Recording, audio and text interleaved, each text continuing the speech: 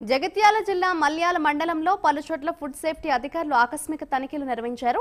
మండలంలోని తాటిపల్లి బాలికల రెసిడెన్షియల్ స్కూల్తో పాటు మల్యాలలోని శ్రీ సాయి గణేష్ బేకరీలో ఫుడ్ సేఫ్టీ అధికారి అనూష తనిఖీలు నిర్వహించారు. ఈ సందర్భంగా రెసిడెన్షియల్ హాస్టల్లో కుళ్లిపోయిన కూరగాయలు, నాన్ వెజ్ కూరలను గుర్తించి బయటపడేశారు.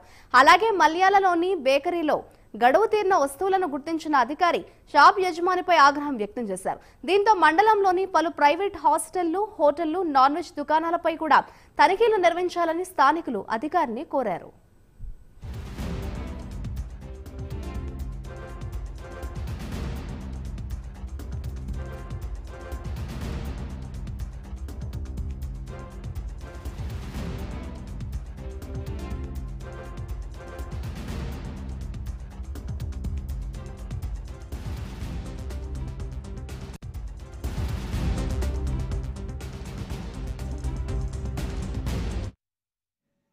స్టార్ట్ చేసింది.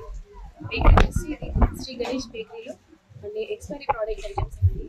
తర్వాత అందరూ చిన్నపిల్లలు మామూలుగా వస్తారు, కొంచెం డేట్స్ చూడని తెలియని వాళ్ళు కూడా వస్తారు కదా, అన్ని ఎక్స్పైరీ డేట్స్ ఉన్నాయి. కేక్స్ ఏమో ప్రాపర్ ప్రెమిసెస్లో పెట్టి లేవు, ఫంగస్ పట్టి ఉన్నాయి.